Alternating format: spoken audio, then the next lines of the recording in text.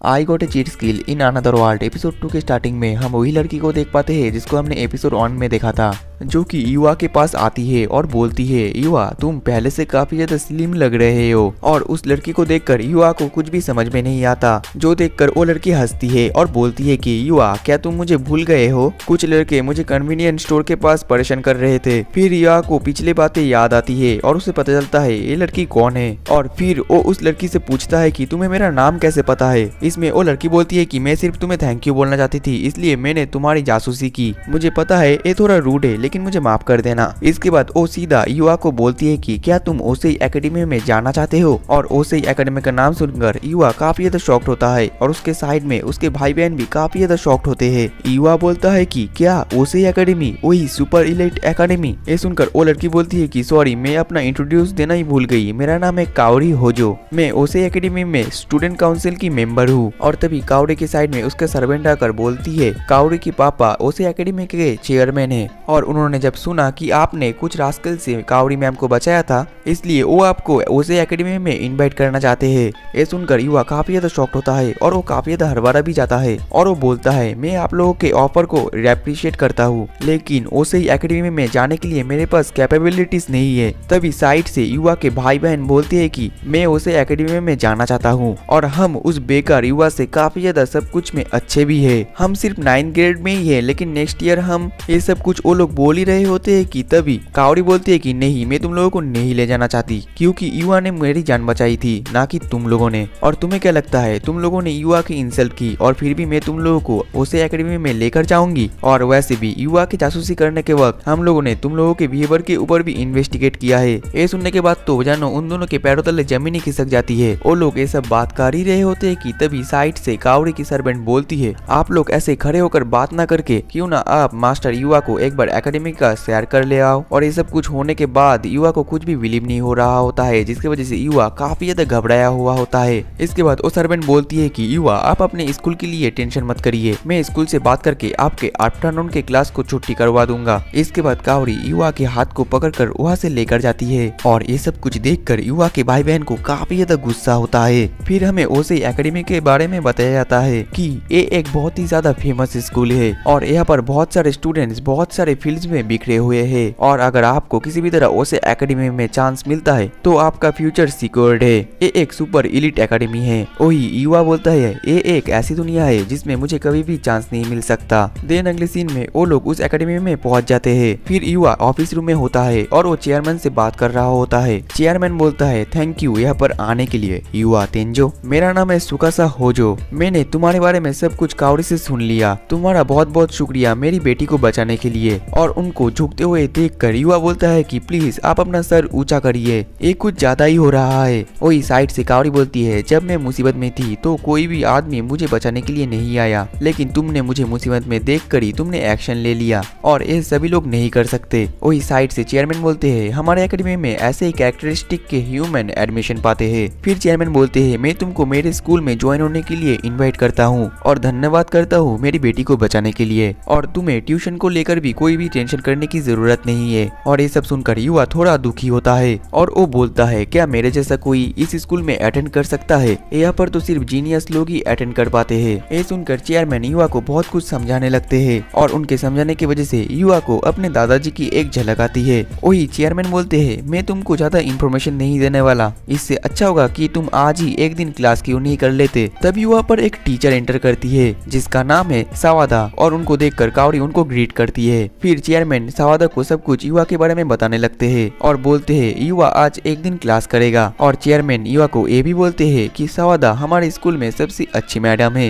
ये एक साइंटिस्ट है लेकिन ये बहुत ही अच्छा पढ़ाती है। और ये सब कुछ होते हुए देखकर युवा को अभी भी बिलीव नहीं होता, जिसकी वजह से वो अभी भी बहुत ही ज्यादा घबराया हुआ होता है। देन अगले सीन में युवा क्लास के बाहर खड़ा होता है और क्लास के अंदर सावादा मैडम सबको युवा के बारे में इंट्रोड्यूस करती है। और बाहर खड़े होकर युवा अभी भी बहुत ही ज्यादा टेंशन करता है और वो सोचता है कि सभी लोग उसके बारे में क्या सोचेंगे, क्या सभी लोग उसको एक्सेप्ट कर पाएंगे। लेकिन वो खुद को मोटिवेट करके क्लास के अंदर चला जाता है और फिर सबको अपना इंट्रोडक्शन देने लगता है, लेकिन कोई भी उसको देखकर कुछ भी नहीं बोलते। सभी लोग बहुत ही ज्यादा शॉक्ड होते हैं और किसी को भी कोई रिस्पॉन्स करते हुए ना देखकर युवा काफी ज्यादा टेंशन में आ जाता है।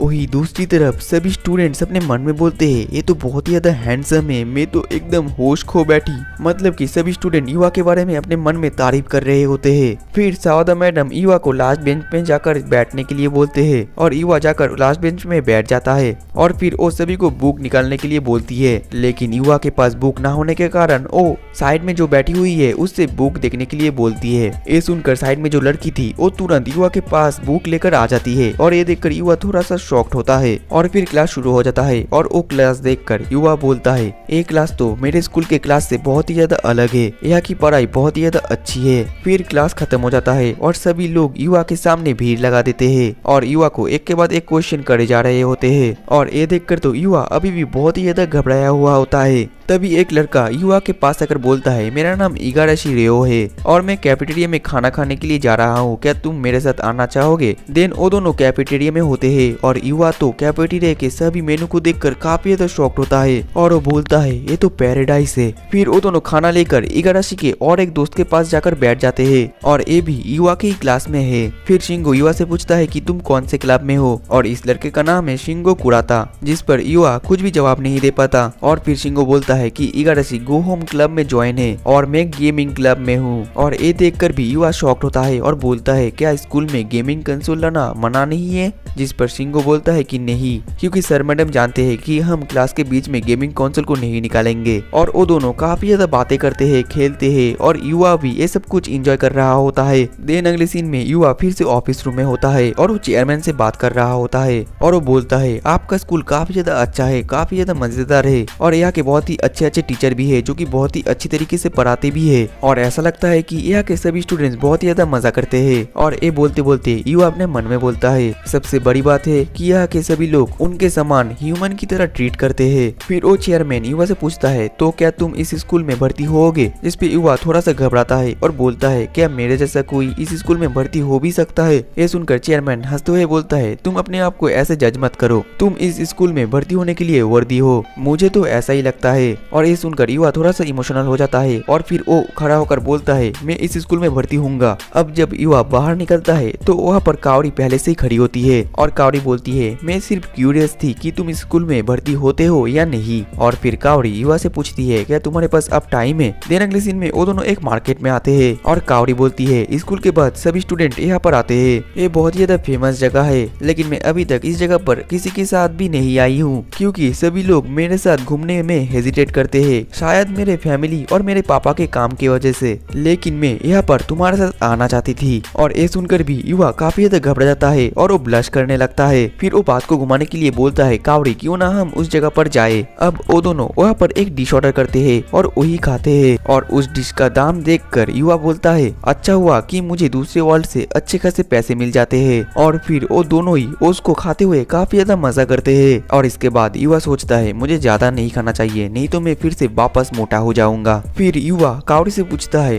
कावड़ी तुमने मुझे कैसे पहचाना, क्योंकि पहले तो मैं कुछ और ही दिखता था और अब तो कुछ बिल्कुल और ही हो गया हूँ। जवाब में कावड़ी बोलती है क्योंकि तुम्हारे आईज बिल्कुल सेम है, हाँ तुम पहले से पतले तो हो गए हो लेकिन तुम्हारे आईज और तुम्हारा काइंडनेस अभी भी बिल्कुल वैसा ही है। और ये सुनकर युवा थोड़ा सा शर्माने लगता है और बोलता है प्लीज मुझे डायरेक्टली ऐसे मत बोला करो। और इसके बाद कावड़ी थोड़ा सा गुस्सा हो जाती है और वो बोलती है हम दोनों बहुत ही अच्छे तरीके से घुल मिल गए हैं, फिर भी तुम मेरा लास्ट नेम लेकर मुझे बुलाते हो और कावड़ी का लास्ट नेम होजो है। ये सुनकर युवा बोलता है ठीक है मैं तुम्हारे फर्स्ट नेम से बुलाता हूँ। फिर वो कावड़ी का फर्स्ट नेम मतलब कि कावड़ी बोलकर पुकारता है और ये सुनकर कावड़ी काफी ज्यादा खुश होती है और वो अपने खाने से युवा को एक बाइट लेने के लिए बोलती है, जिस पर युवा शर्मा जाता है और लेकिन वो एक बाइट ले लेता है। और इसके बाद कावड़ी भी काफी ज्यादा शर्मा जाती है और वो बोलती है तुमने मेरे फर्स्ट नेम से बुलाया इसलिए मैं काफी ज्यादा खुश हो गई थी, मुझे माफ कर देना। फिर युवा बोलता है ठीक है तुम मेरे से भी एक बाइट ले लो तो फिर सब कुछ बराबर हो जाएगा।